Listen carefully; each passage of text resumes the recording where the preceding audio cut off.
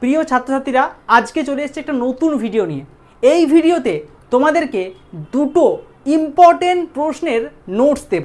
কি কি প্রশ্নগুলো দেখো, ইউনিট 6-এ রয়েছে বায়োডাইভার্সিটি, ক্লাস 12 উচ্চ মাধ্যমিক সেমিস্টার 4 তোমাদের জন্য।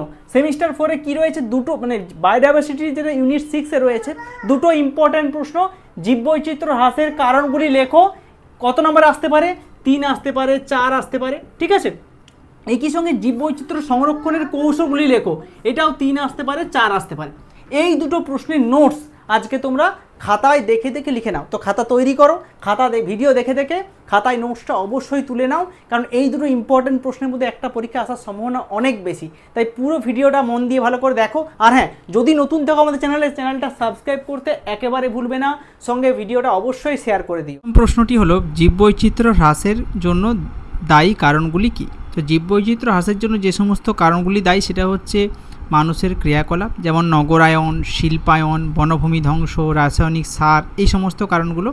এছাড়াও চোরা শিকার, ঠিক আছে, জলবায়ু তারপর দূষণ, পরিবর্তন, এগুলো সমস্ত কারণগুলো। তো এই পয়েন্টগুলো মোটামুটি এরভাবে লিখতে হবে: বাসস্থানের ধ্বংস, পরিবর্তন, অতিরিক্ত শিকার, শোষণ, ঠিক আছে, দূষণ, জলবায়ুর পরিবর্তন, আক্রমণাত্মক প্রজাতি, ঠিক আছে, অতিরিক্ত রাসায়নিক সারের ব্যবহার, ঠিক আছে। তোমরা ভিডিওটা পজ করে করে এই উত্তরগুলো ভালো করে লিখে নিও। অর্থাৎ জীববৈচিত্র্য ধ্বংসের পেছনে মানুষের যে ক্রিয়াকলাপ, সেই ক্রিয়াকলাপগুলো উল্লেখ করতে হবে। বাসস্থানের ধ্বংস হচ্ছে, বাসস্থান আস্তে আস্তে খালি হয়ে যাচ্ছে, অর্থাৎ প্রাকৃতিক বাসস্থান যেটা জীবের, সেগুলো আস্তে আস্তে ধ্বংস হয়ে যাচ্ছে নগরায়নের জন্য, কোথাও রাস্তা নির্মাণ হচ্ছে। এই সমস্ত কারণগুলো কিন্তু বিস্তারিত আলোচনা করতে হবে। আমি 2 লাইন করে দিয়েছি, তোমরা 2-1টা এক্সট্রা অ্যাডও করে নিতে পারো, কোনো সমস্যা নেই। তো মোটামুটি 4 নম্বরে যদি প্রশ্ন আসে, 4 নম্বরের প্রশ্নের জন্য কিন্তু আমি যেটা লিখে দিয়েছি এটা এনাফ, ঠিক আছে। এবার চলে আসছি জীববৈচিত্র্য সংরক্ষণের কৌশল এবং কর্মসূচি।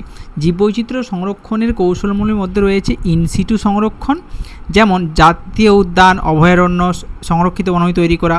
আর এক্সিটু রয়েছে, যেটা হচ্ছে যেমন চিড়িয়াখানা, বোটানিক্যাল গার্ডেন, জেনেটিক ব্যাংক স্থাপন, এগুলো। এছাড়াও কর্মসূচির মধ্যে রয়েছে যেমন বিপন্ন প্রজাতির প্রজনন প্রকল্প, জলজ পরিবেশ সংরক্ষণের জন্য জলাভূমি ব্যবস্থাপনা এবং জাতীয় জনগোষ্ঠীকে সম্পৃক্ত করা, এগুলো, ঠিক আছে।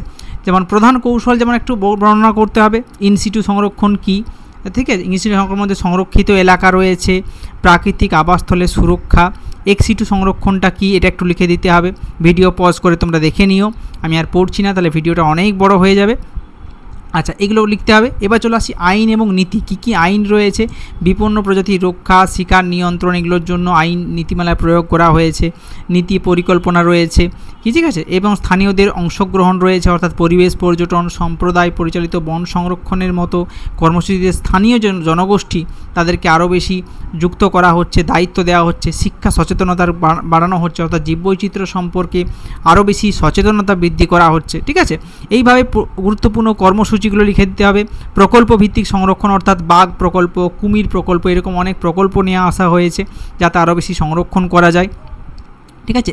একই সঙ্গে জলাভূমির ব্যবস্থাপনা করা হচ্ছে। আর জলাভূমিতে অনেক পরিমাণ বাস্তুতন্ত্র রক্ষা হয়, সে কারণে জলাভূমির ব্যবস্থাপনা করা হয়েছে। মৎস্য ব্যবস্থাপনা করা হয়েছে। মৎস্য একটা মিষ্টি জলের জীববৈচিত্র্যকে রক্ষা করে। সামুদ্রিক এবং মিষ্টি জলের জীববৈচিত্র্য খুব ইম্পর্টেন্ট, যেটা মৎস্য সম্পদকে ঘিরে রয়েছে। তো মৎস্য সম্পদকে রক্ষা করা একটা প্রয়োজন, তাই মৎস্য সম্পদকে রক্ষার জন্য অবশ্যই বিভিন্ন কৌশল গ্রহণ করা হয়েছে। তো এগুলো এইভাবে কিন্তু একটু গুছিয়ে বানিয়ে লিখতে হবে। মোট তোমাদেরকে মনে রাখতে হবে পয়েন্টটা যেন ঠিক থাকে, তারপর নিজের নিচেটা যেটুকু পারবে বানিয়ে গুছিয়ে সুন্দরভাবে লেখার চেষ্টা করবে। তো তোমরা দেখে নাও, মোটামুটি পজ করে করে ভিডিওটা ইজিলি তোমরা লিখে নিতে পারবে খাতায়। তোমরা খাতায় লিখে নাও এবং পরবর্তী ভিডিওর জন্য কি করতে হবে, আমাদের চ্যানেলকে সাবস্ক্রাইব করতে হবে এবং ভিডিওটা অবশ্যই তোমাদেরকে শেয়ার করে নিতে হবে। ধন্যবাদ।